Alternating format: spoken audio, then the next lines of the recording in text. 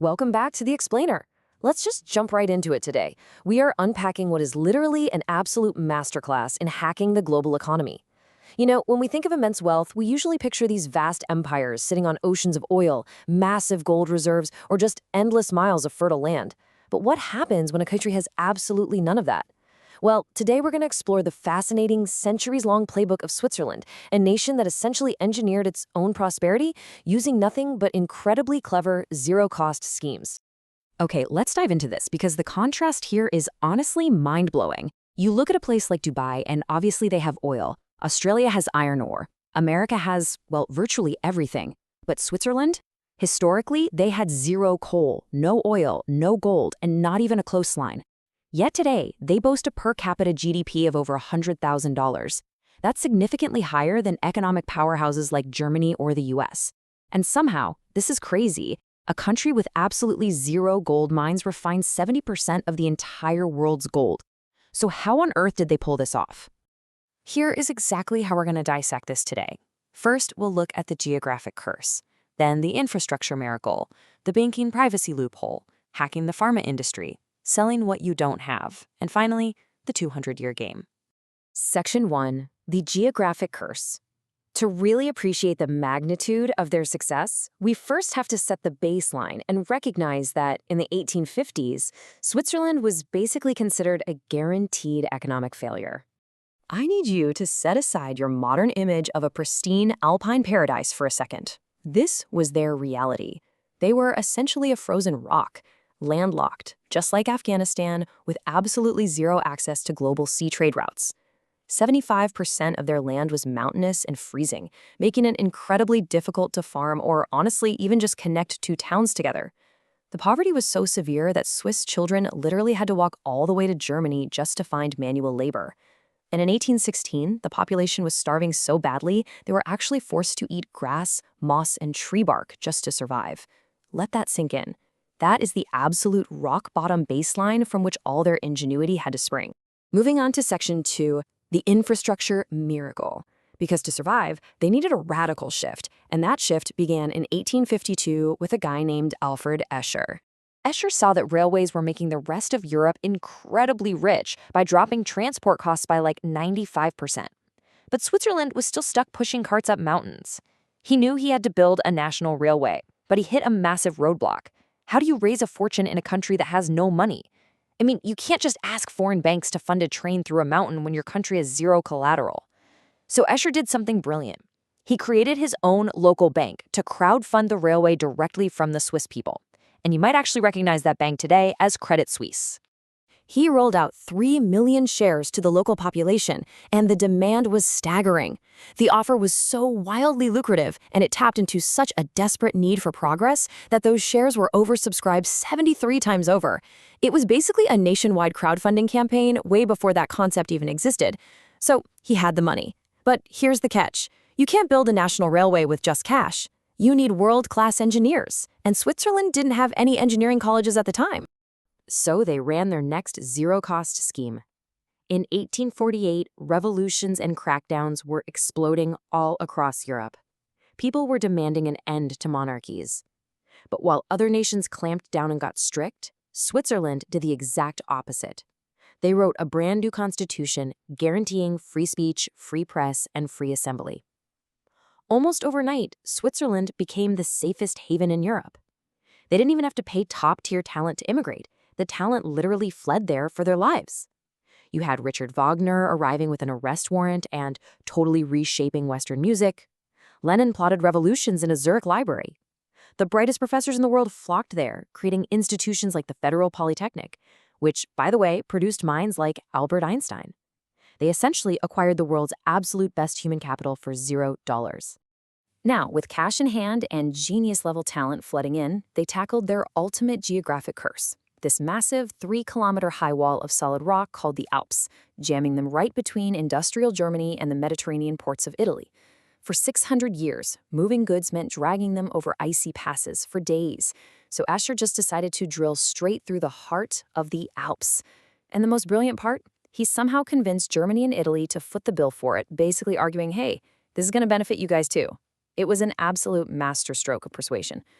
After 10 brutal years of drilling, the journey from Zurich to Milan completely collapsed from 3 days down to just 8 hours. Transportation costs plummeted by 80%, instantly turning their landlocked curse into Europe's most vital trading hub. Which brings us to Section 3, the banking privacy loophole. Having conquered their own geography, Switzerland realized they could also hack global uncertainty. Now, what's really fascinating here is how they took a completely intangible concept, fear, and monetized it into a multi-billion-dollar financial product. Global conflict is incredibly chaotic, and wealthy people always want a safe place to hide their money from governments, enemies, and tax collectors. So, by passing the 1934 banking law, Switzerland made it a literal criminal offense for a banker to reveal who owned an account.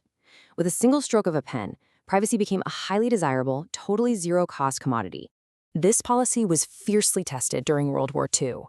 At the time, the Swiss franc was pretty much the only freely convertible currency left that the entire world trusted. The German marks used by the Nazi Party had become essentially worthless on the global market. To buy any kind of supplies, they desperately needed Swiss francs. As a result, the Nazi Party sold approximately 1.2 billion francs of plundered gold to Switzerland. To put that into perspective, that's roughly $2.5 billion in today's money. This exchange ultimately solidified the Swiss banking system as this impenetrable sanctuary, absorbing massive amounts of wealth during global crises. Moving to Section 4, hacking the pharma industry. If you look at Switzerland today, they are the absolute epicenter of the global pharmaceutical industry. But remember our baseline? They have absolutely no chemical wealth and no raw materials. So how did they pull that off?